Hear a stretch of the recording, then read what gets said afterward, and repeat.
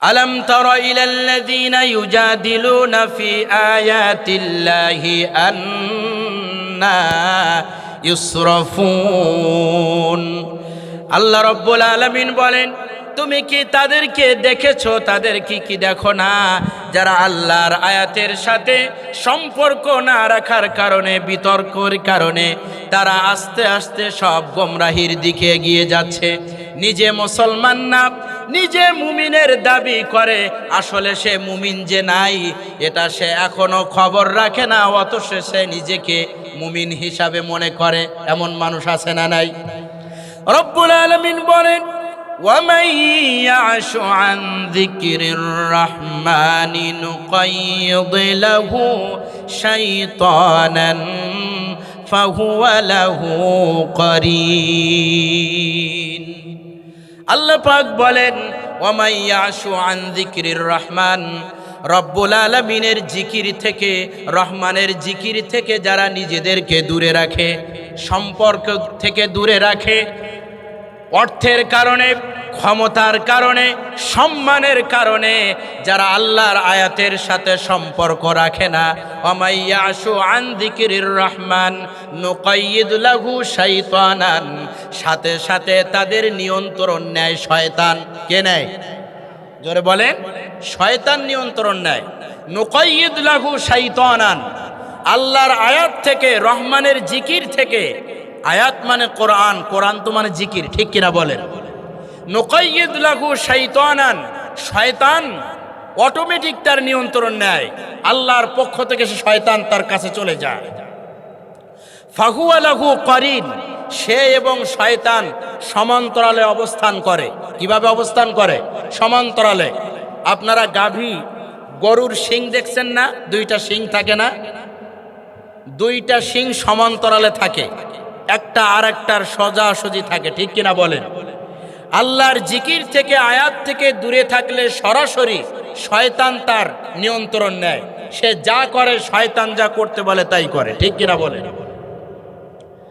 আমার ভাইয়েরা, রব্বুল আলামিন বলেন তার পরবর্তী অংশে, ওয়া ইন্নাহুম লা ইয়াসুদ্দুনাহুম আনিস সাবিলি ওয়া ইয়াহসাবুনা আন্নাহুম মুহতাদুন। আর তারা আল্লাহর বিধান থেকে দূরে সরে যায়। ওয়া ইন্নাহুম লা ইয়াসুদ্দুনাহুম আনিস সাবিলি, আল্লাহর রাস্তা থেকে যোজন যোজন দূরে চলে যায়, কিন্তু তারা নিজেদেরকে হেদায়েতের উপরে আছে বলে মনে করে, ঠিক কিনা বলেন? নিজেদেরকে মনে করে আমরা হেদায়েতের উপরে আছি, কিন্তু আসলে সে হেদায়েতের উপরে নাই। প্রিয় ভাইরা আমার, যদি আল্লাহর আয়াতের সাথে সম্পর্ক না থাকে, এদেশের মানুষ ওযু ভঙ্গের কারণ জানে, ঠিক কিনা? ওযু ভঙ্গের কারণ আপনারা জানেন না? রোজা ভঙ্গের কারণ জানে, নামাজ ভঙ্গের কারণ জানে, কিন্তু ইমানের দাবিদার অসংখ্য ইমানদার আছে যারা ইমান ভঙ্গের কারণ জানে না, ঠিক কিনা বলেন?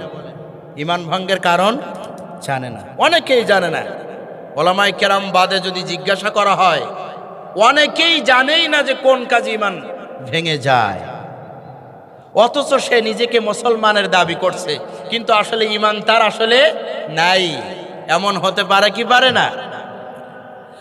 আল্লাহর আয়াতের সাথে যারা বিতর্ক করবে, আল্লাহর আয়াতকে যারা অবজ্ঞা করবে, ইশারায়, ইঙ্গিতে, কলমের খোসায় যারা আল্লাহর আয়াতের সাথে দূরত্ব তৈরি করবে, ওই মানুষগুলো কিয়ামতের দিন রব্বুল আলামিনের সামনে উঠবে অত্যন্ত লাঞ্ছিত অবস্থায়। রব্বুল আলামিন কোরআন কারীমের মধ্যে বলেছেন, ওয়ামান আ'রাদা আন যিকরি ফাইন্না লাহু মাঈশাতান দানকা ওয়া নাহশুরুহু ইয়াওমাল কিয়ামাতি আ'মা। আল্লাহর আয়াতের সাথে যাদের আজকে সম্পর্ক নাই, আল্লাহর জিকির থেকে যারা দূরে আছে, আল্লাহর এই আয়াত থেকে কিয়ামতের দিন রব্বুল আলামিন তাদেরকে অন্ধ অবস্থায় উঠাবেন, আর দুনিয়ার জীবন তাদের হবে সংকীর্ণ। ঠিক কিনা বলেন? দুনিয়ার জীবন কেমন হবে? সংকীর্ণ হবে। প্রিয় ভাইরা আমার, পরবর্তী আয়াতে রব্বুল আলামিন বলছেন, আল্লাযীনা কাযযাবু বিল কিতাবি ওয়া বিমা আরসালনা বিহি রুসুলানা ফাসাউফা ইয়ালামুন। আল্লাযীনা কাযযাবু বিল কিতাব, ওই মানুষগুলোর আরেকটা বদ অভ্যাস হলো তারা আমার কিতাবকে মিথ্যা প্রতিপন্ন মনে করে। নাউজুবিল্লাহ বলবেন না? এ কিতাব অকার্যকর মনে করে। এবার বুঝে থাকলে বলেন, সব সমস্যার সমাধান দিতে পারে?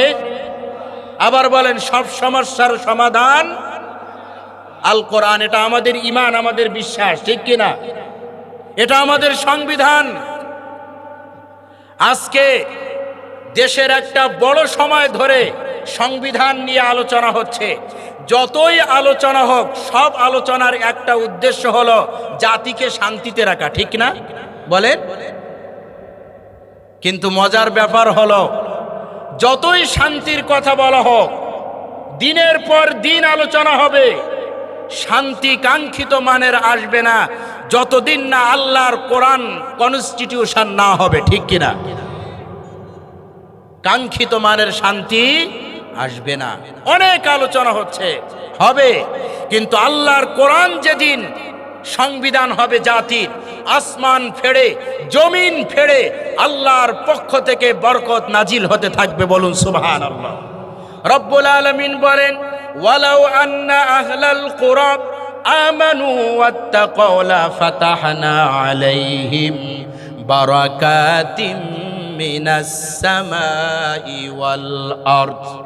যদি জনপদের মানুষ, মোড়েলগঞ্জের মানুষ, খাউলিয়া ইউনিয়নের সকল মানুষগুলো যদি ঈমান আনতো এবং আল্লাহর ব্যাপারে সচেতন হয়ে যেত, আমানু ঈমান আনতো, ওয়াত্তাকাউ এবং তারা সচেতন হতো এই বিধানের ব্যাপারে, লা ফাতাহনা আলাইহিম আমি খুলে দিতাম বারাকাতিম মিনাস সামাই ওয়াল আরদ আসমান জমিনের সকল বরকতের দরজা।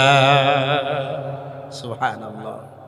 কাঙ্ক্ষিত বরকত আসবে না যতদিন কোরআন আমাদের সংবিধান না হচ্ছে, ঠিক কিনা বলে? আল্লাযীনা কাযযাবু বিল কিতাব, যারা কিতাবকে অসম্পূর্ণ মনে করে। এদেশে মসজিদে ইসলাম আছে, মসজিদের বাহিরে মসজিদে কোরআন আছে, মসজিদের বাহিরে কোরআন নাই, ঠিক কিনা বলেন? মসজিদে ইমাম সাহেব যদি নামাজে কেরাতে সামান্য ভুল করে, ছাড় দেব না, ধরে ফেলবো। মসজিদে ঢোকা থেকে নিয়ে বের হওয়া পর্যন্ত প্রত্যেকটা মুভমেন্টে ডান পা দিয়ে ঢুকবেন, বাম পা দিয়ে বের হবেন, ঢোকার সময় এই দোয়া পড়বেন, বসে থাকলে কোনো এলোমেলো কথা বলা যাবে না। সকল কিছু আমরা আল্লাহর বিধান মেনে চলছি না, ভিতরে কোরআন মেনে সুন্নাহ মেনে এগুলো করছি। বাহিরে এসে ঠিকই ওই কিতাব আবার চলে না, ঠিক না? মসজিদে ইমাম সাহেবের ছাড় নাই, কিন্তু বাইরে আসলে ওই কোরআন আবার আমরা কি করে দেই? অকেজো করে দেই। বরকত আসবে কিভাবে? কাযযাবু বিল কিতাব, যারা কিতাবকে সম্পূর্ণ মনে করে না। এবার আপনারা বলেন, কিতাবকে মিথ্যা প্রতিপন্ন করার এটা একটা অর্থ। যারা মনে করছে শুধু কিতাব দিয়ে মসজিদ চলবে, মাদ্রাসা চলবে, নামাজ চলবে, রোজা চলবে, হজ চলবে, ও জাতি সাক্ষ্য দেন এই কিতাব দিয়ে কি গোটা জীবন চলা সম্ভব কিনা? জোরে বলেন। ব্যক্তি জীবন থেকে নিয়ে রাষ্ট্রের সর্বোচ্চ লেভেল পর্যন্ত আল্লাহর কিতাবের সকল বিধানগুলো যেদিন ইনস্টল করা যাবে, ওই দিন আপনি কিতাব বিশ্বাস করেন বলে পরিগণিত হবে, ঠিক কিনা বলেন? এর আগে আপনার প্রচেষ্টা থাকতে হবে। কোনো অবস্থায় আপনার জবান দিয়ে কোনো কথা যদি বের হয় যে এই কিতাব চলে না, এটা শুধু মসজিদে চলবে, নো, আপনার ঈমান ভেঙে যাবে, ঈমান ভেঙে যাবে। আল্লাযীনা কাযযাবু বিল কিতাব, যারা আল্লাহর কিতাবকে অসম্পূর্ণ মনে করে, মিথ্যা প্রতিপন্ন মনে করে। এই কিতাব দিয়ে জীবন চলে না। এই কিতাবের আইন সব জায়গায় বাস্তবায়ন করলে জীবন ভালোভাবে চলবে না। এভাবে যারা বলে রব্বুল আলামিন তাদের কথা বলছেন, আল্লাযীনা কাযযাবু বিল কিতাবি ওয়া বিমা আরসালনা বিহি রুসুলানা। কিতাব অসম্পূর্ণ মিথ্যা প্রতিপন্ন করে। আর একটা কাজ তারা করে, সেটা হলো এই কিতাবের যারা ধারক বাহক তাদেরকেও মিথ্যাবাদী বানায়। ঠিক কিনা? কিতাবের ধারক বাহক প্রথম ছিলেন নবীরা। কারা? জোরে বলতে হবে, কারা? নবীরা। নবীরা চলে গেছেন, আজকে এই কিতাবের ধারক বাহক তো হচ্ছে উলামায়ে কেরাম ওয়ারাসাতুল আম্বিয়া। নবীদেরকে মিথ্যা প্রতিপন্ন করেছে জাতি, কিতাব মিথ্যা বলেছে, নবীকে মিথ্যা প্রতিপন্ন করেছে। এটা আজও চলমান আছে না নাই? আজও চলমান আছে। এ জাতি দুইটা কাজ করছে এই কিতাবের সাথে, আল্লাযীনা কাযযাবু বিল কিতাব ওয়া বিমা আরসালনা বিহি রুসুলানা, এবং রসুলদের সাথে, মেসেঞ্জারদের সাথে যারা এই কিতাবের কথাগুলো জাতির সামনে দ্বিধাহীন চিত্তে বলে দেয়, বাম দিকে ডান দিকে না তাকিয়ে কথা বলে, তাদেরকে যারা মিথ্যাবাদী বানায়। ঠিক কিনা বলেন? ফাসাউফা ইয়ালামুন, ওয়াসিরেই তুমি তাদের অবস্থা জানতে পারবে, কি পরিণতি তাদেরকে আমি করে দেই। প্রিয় ভাইরা আমার, এবার বলেন, কিতাবের ধারক বাহক যে উলামায়ে কেরাম, আমরা কি এই আলেমদেরকে সঠিকভাবে সম্মান করতে পেরেছি? জোরে বলেন না। বরং কিতাবের সত্য কথা বলার কারণে অনেককে ফাঁসিতে ঝুলিয়েছে। ঠিক না? দোষ একটাই, ভালো মানুষ সব ঠিক আছে কিন্তু কোরআনের কথা বলে।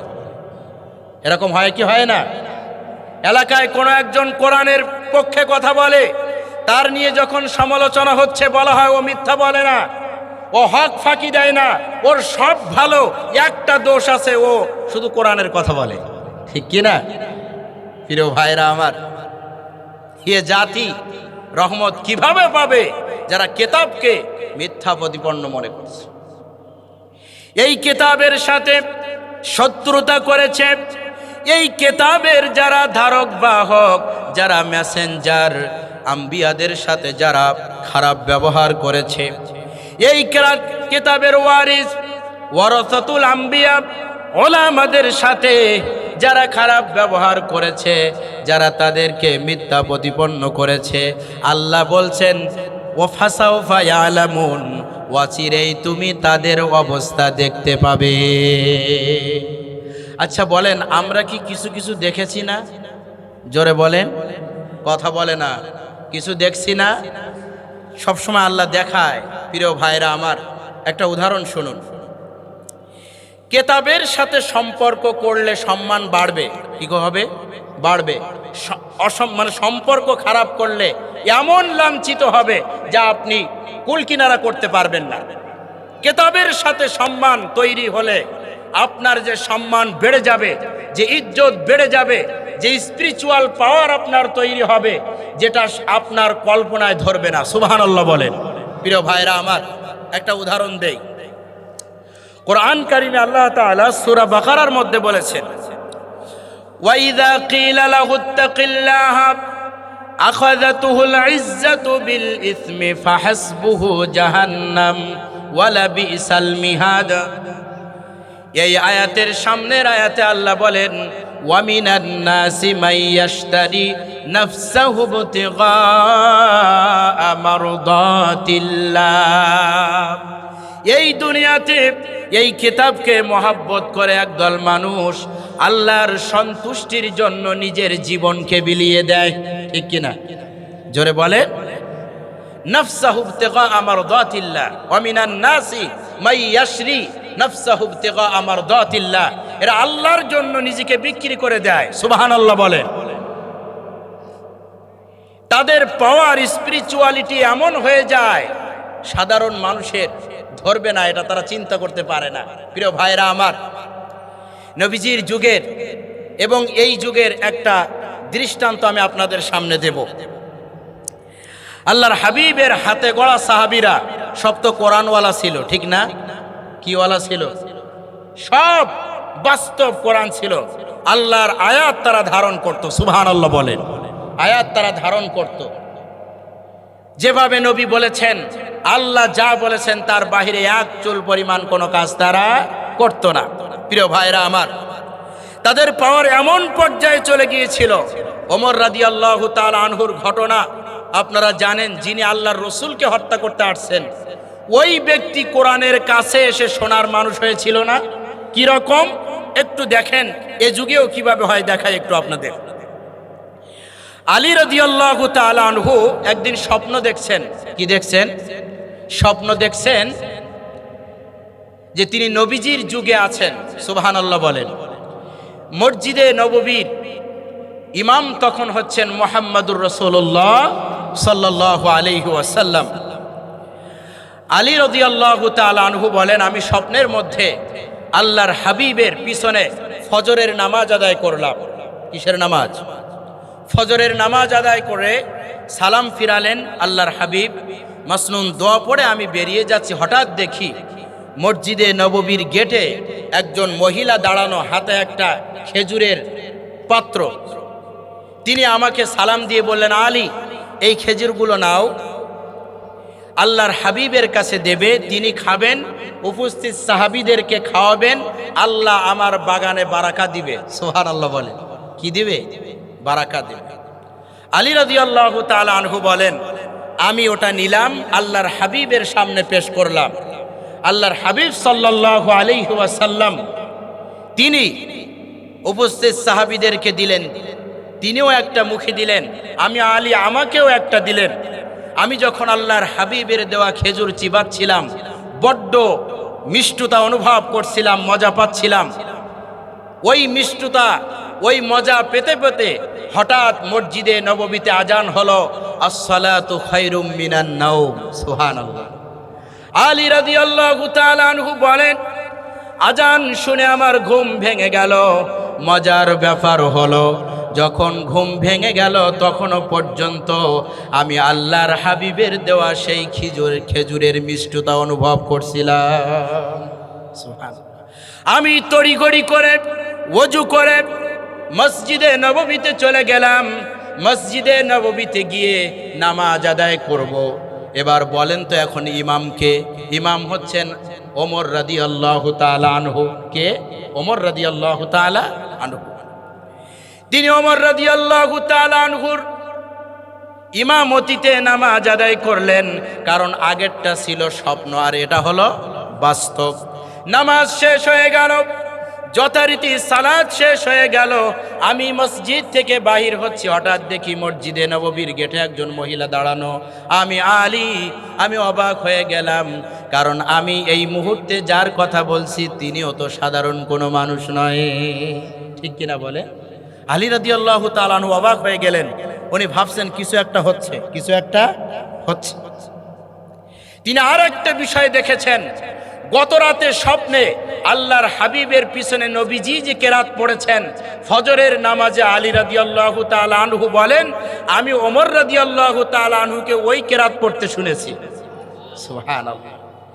তিনি যথারীতি বুড়ির সামনে যখন সাক্ষাৎ হলো, সালাম হলো, খেজুর এর পাত্র বললেন, আলী, এটা আপনি গ্রহণ করবেন, খলিফাতুল মুসলিমিনের কাছে দিবেন, তিনি খাবে, উপস্থিত সাহাবীদেরকে খাওয়াবে, আমার খেতে বরকত হবে। সুবহানাল্লাহ বলেন।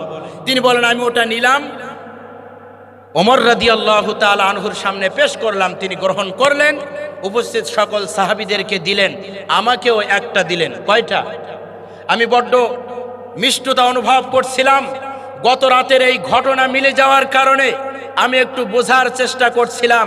আমি ওমর রাদিয়াল্লাহু তাআলা আনহুকে বললাম, খলিফাতুল মুসলিমিন, জিদনি তামরাতান উখরা, খেজুর কি আমাকে আর একটা বেশি দেওয়া যায়? খুব মজা লাগছে।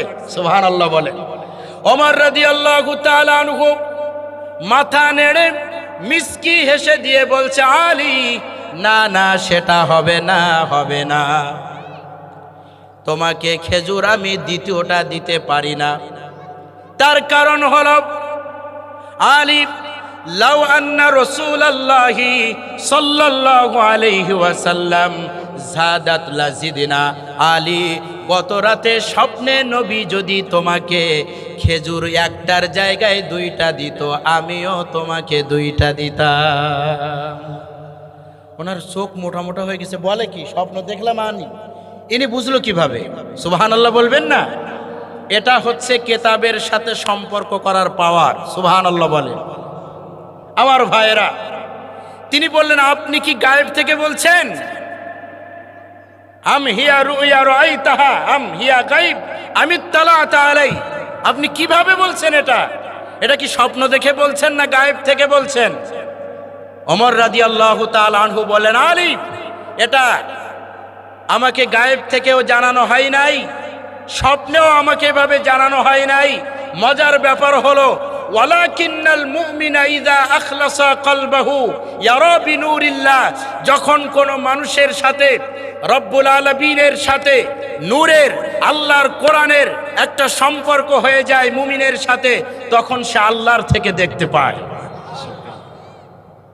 ওয়ালাকিন্নাল মুমিনা ইযা আখলাসা কলবাহু ইয়ারা বিনুরিল্লাহ, তখন সে আল্লাহর নূর থেকে দেখতে পায়। আল্লাহ তাআলা কোরআনে বলেছেন, আফামান শারাহাল্লাহু সাদরাহু লিল ইসলাম ফাহুয়া আলা নূরিম মির রাব্বি, যাদের অন্তরটা আল্লাহর কিতাবের সাথে কোরআনের সাথে শরহে সদর হয়ে যায়, একাকার হয়ে যায়, ওই মানুষগুলো আল্লাহর নূরের দরিয়ায় অবগাহন করতে থাকে। সুবহানাল্লাহ। এবার আপনারা বলতে পারেন, এটা তো 1400 বছর আগে হয়েছিল, এ যুগে হয় না। এ যুগেও হয়। সুবহানাল্লাহ। এ যুগেও একটা উদাহরণ দেই আপনাদের। যদি এই কিতাবের সাথে সম্পর্ক থাকে, রাখতে পারেন, যেভাবে তাফসীর মাহফিল বিগত 53 বছর ধরে করতেছেন, প্রিয় ভাইরা আমার, বিগত 53 বছর তাফসীর মাহফিল হয়ে ফজরের নামাজে কি মসজিদ ভরে যায়? জোরে বলেন। কয়টা দেখাবো? এই এলাকার মানুষ বনের হক ফাঁকি দেয় না, না দুই একজন দেয়? সুদ কি বন্ধ হয়েছে? ঘুষ কি বন্ধ হয়েছে? অশ্লীলতা কি বন্ধ হয়েছে? না। প্রিয় ভাইরা আমার, সেই সম্পর্ক আমরা করতে পারি নাই। করলে অবশ্যই আমাদের অবস্থাও তাই হতো। এই যুগের একটা উদাহরণ দেই। আচ্ছা, আপনারা মনে করেন তো, এখান থেকে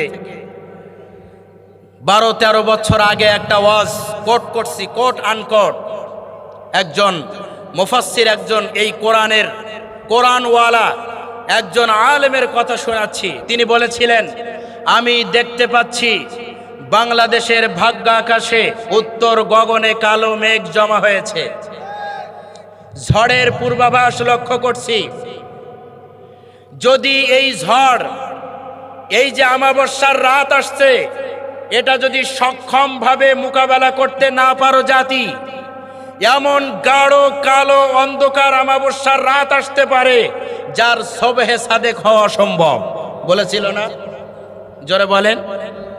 আচ্ছা, বুঝে থাকলে বলেন, যারা এখন জীবিত আছেন এই মুহূর্তে, এখান থেকে 13 বছর আগে, 14 বছর আগে কোরআনের পাখি আল্লামা সাঈদী রহমতুল্লাহ আলাইহি যে কথাগুলো বলছিলেন, এর বাস্তবতাকে আপনারা দেখেছেন? জোরে বলেন। কিভাবে বলল? How it possible? কিভাবে বললেন তিনি? মনে হয় প্রত্যেকটা কথা ধরে ধরে বলেছিল, ঠিক না? তিনি আরো বলেছিলেন, যারা আল্লাহর কিতাবের সাথে বিরোধিতা করো, আল্লাযীনা কাযযাবু বিল কিতাবি ওয়া বিমা আরসালনা বিহি রুসুলানা, যারা আল্লাহর কিতাবের সাথে বিরোধিতা করো, যারা এই কিতাবের ধারক বাহকদেরকে ঠাট্টা বিদ্রুপ করো, তারা শুনে রাখো, যারা কোরআনওয়ালাদেরকে মৌলবাদী বলো, যারা মসজিদওয়ালাদেরকে মৌলবাদী বলে গালি দাও, এই মৌলবাদীরা এরা মূলে আছে। কোথায় আছে? এই মৌলবাদীরা যদি একবার গোড়া ধরে নাড়া দেয়, আগা টলমল শুরু হবে, মামা বাড়ি দিল্লি গিয়ে পড়বে। বলছিল না? বলেন তো কোথায় গিয়ে পড়ছে? How it possible? একবার চিন্তা করেন কিভাবে হলো। এ বিমান যখন আকাশ সীমানায় উঠেছে, ও বিমান সিঙ্গাপুরে যাবে না, ও বিমান মালয়েশিয়া যাবে না, থাইল্যান্ড যাবে না, যুক্তরাষ্ট্রে যাবে না, ওই বিমান যাবে দিল্লিতে। কারণ আল্লাহর ওলির জবান দিয়ে এ সিগন্যাল হয়ে গেছে। ঠিক কিনা বলেন? ওয়ালাকিন্নাল মুমিনা ইযা আখলাসা কলবাহু ইয়ারা বিনুরিল্লাহ। আল্লাহর থেকে কথাগুলো চলে আসে। প্রিয় ভাইরা আমার, আল্লামা আরো যে কথাটা বলেছিল, এমন গাঢ় কালো অন্ধকার অমাবস্যার রাত আসতে পারে যার সবহে সাদেক হওয়া অসম্ভব। আপনাদের কি মনে হয় বাংলাদেশে কি সবহে সাদেক হয়েছে? জোরে বলেন। ওলামায়ে কেরাম রয়েছেন, সবহে সাদেক দুইটা, একটা হলো সবহে কাযেব আর একটা সবহে সাদেক, ঠিক না? হুজুর সামনে আসেন, একটু সামনে আসেন, পিছনে ভালো দেখা যাচ্ছে না। ওলামায়ে কেরাম জানেন সবহে সাদেক হওয়ার আগে আর একটা সবহে কাযেব হয়, ওইটা হলো মিথ্যা সবহে কাযেব আর কি। সবহে সাদেকের আগে হয়। আপনারা কি মনে করেছেন বাংলাদেশে কি সবহে সাদেক এখনো হয়েছে? জোরে বলেন না। এ জাতি এখনো এই কোরআনকে গ্রহণ করি নাই। এদেশে সবহে সাদেক সেদিন হবে যেদিন বাংলাদেশের 56,000 বর্গ কিলোমিটারের প্রত্যেকটা ইঞ্চিতে আল্লাহর বিধান কায়েম হবে। এদেশে সবহে সাদেক সেদিন হবে যেদিন সংসদে এই সংবিধানের বিতর্ক না করে সরাসরি আল্লাহর বিধান দিয়ে সংবিধান চলবে, ঠিক কিনা? সেদিন হবে সবহে সাদেক। প্রিয় ভাইরা আমার, এটা বুঝাতে চাচ্ছিলাম, এই কোরআনকে এ জাতি উপেক্ষা করেছে। আমরা যখন কোরআনকে যারা মিথ্যা প্রতিপন্ন করেছে, কোরআনকে মানে না, এই কথাগুলো বললেই আমরা সরাসরি আবু জেহেলের কাছে চলে যাই। মনে হয় এই কাজ শুধু আবু জেহেল করে, এই কাজ শুধু উতবা সাইবা করে। না, ও আমার জাতি, ভালো করে মিলিয়ে নেন। রব্বুল আলামিন বলেন, আল্লাযীনা কাযযাবু বিল কিতাবি ওয়া বিমা আরসালনা বিহি রুসুলানা ফাসাউফা ইয়ালামুন। এই কিতাবকে যারা প্রতিপন্ন করে, ইন্নাল্লাযীনা কাযযাবু বিআয়াতিনা ওয়াস্তাকবারু আনহা, এই কিতাবকে যারা মিথ্যা প্রতিপন্ন করছে এবং এই কিতাবের সাথে যারা অহংকার করছে, এটাকে তুচ্ছ তাচ্ছিল্য করছে। রব্বুল আলামিন বলেন, কাযযাবু বিআয়াতিনা ওয়াস্তাকবারু আনহা লা তুফাত্তাহু লাহুম আবওয়াবুস সামা, তাদের জন্য আসমানের কোনো দরজা খোলা হবে না। আমার ভাইরা, এই কিতাব মানুষকে সম্মানিত করে, আবার এই কিতাব মানুষকে অপমানিত করে, ঠিক কিনা বলেন? এই কিতাব যতদিন না আসছে ততদিন শান্তি আসবে না। এ জমিন যার, তার আইন যতদিন কায়েম না হবে শান্তি আসবে না। এই দুনিয়া যাহার, এখানে আইন চলবে তার। জোরে বলেন। এই দুনিয়া যাহার, এখানে আইন চলবে তার। তিনি মালিক হুকুমদাতা, হও বললে হয়ে যায় যা কিছু হবার। এই দুনিয়া যাহার, এখানে আইন চলবে তার, ঠিক কিনা? এটা আপনারা চান কি চান না? 3.5 হাত বডির মূল মালিককে, আইন চলবে কার?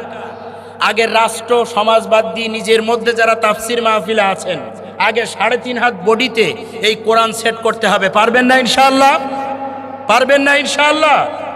আগে শক্তি যতদূর আছে ততদূর আমাদের কাজ করতে হবে, ঠিক কিনা? আগে নিজের 3.5 হাত বডির রাষ্ট্রপতি তো আমি, ঠিক কিনা? আমার 3.5 হাত বডির আমি স্পিকার, আমি প্রেসিডেন্ট, ঠিক না? 3.5 হাত বডির প্রত্যেকটা জায়গায় আগে আসুন আল্লাহর কিতাব দিয়ে সাজাই।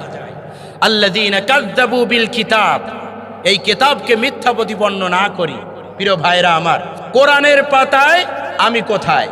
আমি কি কোরআন অবমাননাকারীদের দলে না কোরআন মহাব্বতকারীদের দলে? এটা আপনাকে আমাকে মিলিয়ে নিতে হবে, ঠিক কিনা বলেন? আমার ভাইরা, মেলা দিন পর পর জমি ভূমি জরিপ অফিসাররা যখন গ্রামে আসে, মেলা দিন পরে পরে আসে, RS রেকর্ড, 62 রেকর্ড, এরকম রেকর্ডে আসে না মুরব্বী? সভাপতি সাহেব আছেন। এবার এসে ওনারা যখন মাপ দেয়, তখন দেখা যায় মনের অজান্তে আপনি আপনার ভাইয়ের মধ্যে 1.5 হাত ঢুকে গেছেন, হয় না? এখন আপনি যদি বুদ্ধিমান হন, উনি যখন মেপে আপনাকে বলবে, বা যিনি আমিন থাকে, আমিন বলে তো, যে এই 1.5 হাত আপনি ঢুকে গেছেন, তা আপনি যদি সজ্ঞানে বুদ্ধিমান হন তাহলে ফিরে আসার কি বুদ্ধিমানের কাজ না? না ওনারে মারবেন, ওই আমিনরে মারবেন?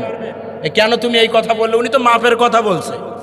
আমরা যারা বক্তা তাফসির করছি, আমরা কি ওই আমিনের ভূমিকায় আছি না?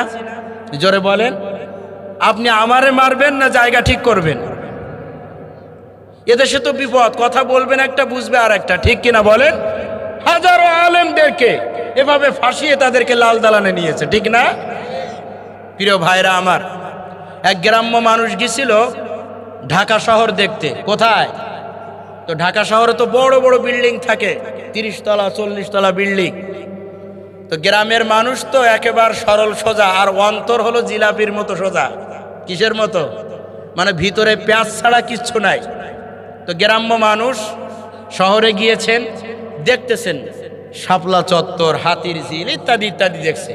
তো একজন হাই এডুকেটেড পারসন, একজন শিক্ষিত মানুষ বুঝতে পেরেছে মুরব্বী মনে হয় গ্রাম থেকে আসছে। অনেক সময় কৌতূহলী ওই মানুষ জিজ্ঞাসা করে না তার পরিচয়, বলছে মুরব্বী আপনার বাসা কোথায়? কি জিজ্ঞাসা করছে? জোরে বলেন। সাধারণত গ্রামে কি বাসার কথা শোনে না বাড়ির কথা শোনে? গ্রামে কি শোনে? আর শহরে শোনে বাসার কথা, কারণ অধিকাংশ সব আমরা বাসায় থাকি।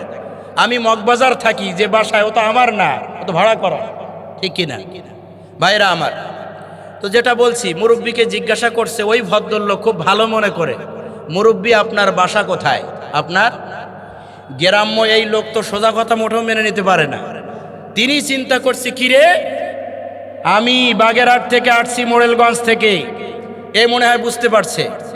আমার বাড়ির কথা না শুনে বাসার কথা শোনা মানে, বাসায় তো থাকে শকুন। কি থাকে? কি থাকে বাসায়? সাধারণত গ্রামে শকুন পাখি এগুলো থাকে। বাসায় থাকে শকুন, ওই শকুনে খায় মরা গরুর গোশত। ই তো আমারে অপমান করতে চাচ্ছে, ভাবতেছে মনে মনে আর কি। ভদ্রলোকের মনে কি এইগুলো আছে? উনি তো উত্তরটা পাওয়ার জন্য অপেক্ষা করছে। মুরব্বী চিন্তা করছে বাসায় থাকে শকুন, শকুন খায় মরা গরুর গোশত, এই লোক আমার অপমান করতে চাচ্ছে। হঠাৎ করে ওই ভদ্রলোকের উত্তর দিচ্ছে, তোমার বাপ মরা গরুর গোশত খায়। কথা বোঝেন নাই? কেন বলছে ক্যালকুলেশন করে বুঝছেন? আমি বলবো একটা, আপনারা বুঝে আরেক দিক নিয়ে আমার যে ফাঁসাবেন, এটা কি করবেন কেউ? বুঝার চেষ্টা করেন ভাইরা আমার। আমি আমিনের জায়গায় আছি, এবার যাব জাহান্নামের পাটে। কি বলছেন আল্লাহ? জাহান্নাম কাদের জন্য? একটু আগে যাদের আলোচনা করলাম, নেগেটিভ পজিটিভ দুইটা দিক। যদি আপনি পজিটিভ থাকেন, থাকবেন জান্নাতে, সুবহানাল্লাহ বলেন। আর যদি নেগেটিভ সাইডে চলে যান, জীবনের কোনো ক্ষেত্রে আপনাকে এই আযাব ভোগ করতে হবে। কোরআন কারীম সূরা মুমিন 8ম রুকুর আমি এবার 71 নম্বর আয়াত বলছি। প্রিয় ভাইরা আমার, আল্লাহ রাব্বুল আলামিন বলেন, ইযিল আগলালু ফি আ'নাকিহিম ওয়াসসালাসিলু ইসহাবুন। ও দুনিয়ার মানুষ, যারা দুনিয়ায় সাময়িক ক্ষমতা পেয়ে আমি আল্লাহ আমাকে ভুলে গেলে, আমার কেতাবের সাথে আমার কেতাবকে অসম্মান করলে, ছাড় দেব কিন্তু ছেড়ে দেব না। ছাড় দেব কিন্তু ছেড়ে দেব না। ছাড় দেয় আল্লাহ, কিন্তু কাউকে ছাড়ে না। ইন্না বাতশা রাব্বিকা লাশাদীদ ইন্নাহু হুয়া ইবদিউ ওয়া ইউঈদ। আল্লাহর ধরা বড় কঠিন, ঠিক কিনা বলে? যারা একবার ধরে ওর আর নিস্তার নাই। এ শিক্ষা জাতি নেয় না। প্রিয় ভাইরা আমার, আল্লাহ বলছে, শোনো, দুনিয়ায়ও ধরব, পরকালেও ধরব, ঠিক কিনা? দুনিয়ায়ও ধরব, পরকালেও ধরব। ফাইন্না লাহু মাঈশাতান দনকা ওয়া নাহশুরুহু ইয়াউমাল কিয়ামাতি আমা। যদি এই কথাগুলো মেনে না নাও, আল্লাহ এখানে জাহান্নামের বর্ণনা দিচ্ছেন। প্রিয় ভাইরা আমার, গোনার কারণে মানুষ জাহান্নামে যাবে, ঠিক না? গোনা তো আমরা করি, কি করি না? গোনা কেন করি জানেন? এই তথ্যটা শোনেন, খুব ভালো করে খেয়াল করেন। কারেন্ট তাৎক্ষণিক প্রতিক্রিয়া করে, ঠিক না? গোনা তাৎক্ষণিক কোনো প্রতিক্রিয়া করে না বলেই মানুষ গোনা করে। আই রিপিট, গোনা তাৎক্ষণিক প্রতিক্রিয়া করে না বলেই মানুষ ফজরের নামাজ না পড়ে ঘুমিয়ে থাকে, ঠিক কিনা?